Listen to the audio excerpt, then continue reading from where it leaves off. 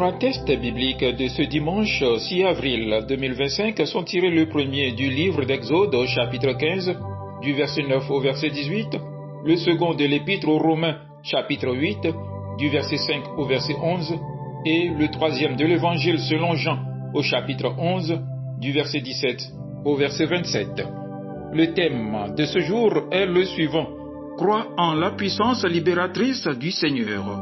Prions. Seigneur, ouvre nos yeux afin que nous puissions voir ta volonté dans chaque passage des Écritures. Donne-nous un cœur réceptif pour entendre ta voix et une foi vivante pour mettre en pratique ce que nous apprenons. Que chaque parole proclamée aujourd'hui soit un miroir qui nous reflète, nous transforme et nous pousse à te suivre plus fidèlement. Amen. Exode chapitre 15, du verset 9 au verset 18. L'ennemi disait: je poursuivrai, j'atteindrai, je partagerai le butin. Ma vengeance sera assouvie. Je tirerai l'épée, ma main les détruira. Tu as soufflé de ton haleine. La mer les a couverts. Ils se sont enfoncés comme du plomb dans la profondeur des eaux. Qui est comme toi parmi les dieux, ô Éternel? Qui est comme toi magnifique en sainteté, digne de louange, opérant des prodiges? Tu as étendu ta droite. La terre les a engloutis. Par ta miséricorde, tu as conduit, tu as délivré ce peuple. Par ta puissance, tu le diriges vers la demeure de ta sainteté. Les peuples l'apprennent et ils tremblent. La terreur s'empare des Philistins. Les chefs d'Édom s'épouvantent. Un tremblement saisit les guerriers de Moab. Tous les habitants de Canaan tombent en défaillance. La crainte et la frayeur les surprendront.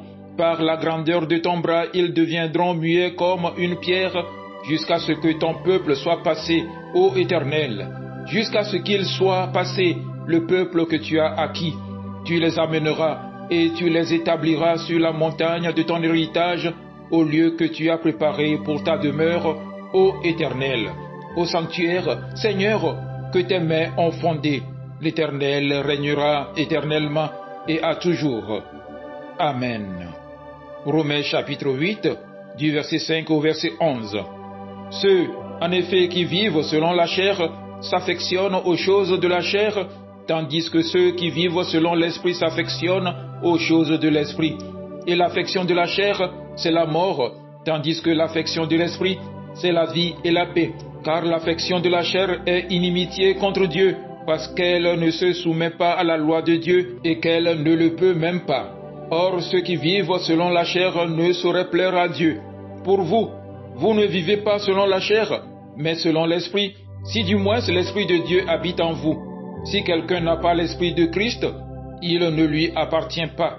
Et si Christ est en vous, le corps, il est vrai, est mort à cause du péché, mais l'esprit est vie à cause de la justice. Et si l'esprit de celui qui a ressuscité Jésus d'entre les morts habite en vous, celui qui a ressuscité Christ d'entre les morts rendra aussi la vie à vos corps mortels par son esprit qui habite en vous. Amen. Évangile de Jean, chapitre 11, du verset 17 au verset 27. Jésus étant arrivé, trouva que Lazare était déjà depuis 4 jours dans le sépulcre. Et comme Béthanie était près de Jérusalem, à 15 stades environ, beaucoup de Juifs étaient venus vers Marthe et Marie pour les consoler de la mort de leur frère. Lorsque Marthe apprit que Jésus arrivait, elle alla au-devant de lui, tandis que Marie se tenait assise à la maison. Marthe dit à Jésus: Seigneur, si tu avais été ici, mon frère ne serait pas mort. Mais maintenant même, je sais que tout ce que tu demanderas à Dieu, Dieu te l'accordera. Jésus lui dit: ton frère ressuscitera. Je sais, lui répond Marthe, qu'il ressuscitera à la résurrection au dernier jour. Jésus lui dit: je suis la résurrection et la vie. Celui qui croit en moi vivra, même s'il meurt. Et quiconque vit et croit en moi ne mourra jamais. Crois-tu cela? Elle lui dit: oui, Seigneur, je crois que tu es le Christ, le Fils de Dieu, qui devait venir dans le monde. Amen. Bien-aimés, nous savons tous que Dieu a montré sa puissance d'une manière étonnante à travers l'histoire biblique et continue de le faire dans nos vies. Il est capable de libérer de toute forme d'esclavage, qu'il soit spirituel, émotionnel ou physique. Aujourd'hui, Le thème qui nous est proposé est le suivant: crois en la puissance libératrice du Seigneur. Nous allons méditer sur la manière dont Dieu manifeste sa puissance et comment cette vérité nous appelle à vivre dans la foi et la liberté en Christ. Dans le livre de l'Exode, le peuple d'Israël se trouve pris au piège entre l'armée de Pharaon et la mer Rouge. Ils sont dans une situation désespérée et pourtant Dieu intervient de manière miraculeuse en ouvrant la mer, permettant ainsi aux Israélites de traverser à sec, puis en refermant les eaux sur l'armée de Pharaon. Les versets que nous avons lus font partie du cantique de Moïse, un chant de louange pour célébrer cette grande délivrance. L'ennemi disait: je poursuivrai, j'atteindrai, je partagerai le butin, mon âme se rassasiera, je ferai périr l'épée, ma main les exterminera. Mais Dieu a montré sa puissance, il a renversé les ennemis du peuple d'Israël et leur a donné la liberté. Ce passage nous rappelle que Dieu est celui qui combat pour nous. Peu importe la difficulté, Dieu intervient toujours pour nous délivrer. Il est celui qui brise les chaînes de l'esclavage et nous conduit à la liberté. Nous devons croire en sa puissance et marcher avec foi, sachant qu'il nous donne la victoire. Dans l'épître aux Romains, Paul nous parle de la puissance libératrice de Dieu à travers l'Esprit. Il contraste la vie selon la chair et la vie selon l'Esprit. Ceux qui vivent selon la chair sont dans la mort, mais ceux qui vivent selon l'Esprit expérimentent la vie et la paix.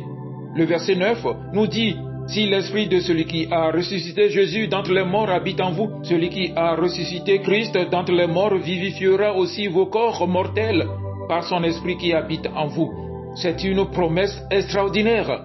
L'Esprit de Dieu qui a ressuscité Jésus d'entre les morts habite en nous. Par ce même Esprit, nous pouvons vivre une vie nouvelle, libérée du péché et de la mort. La puissance libératrice de Dieu se manifeste dans la transformation de nos vies. Il nous libère de l'emprise du péché, des addictions, des angoisses et des faiblesses humaines.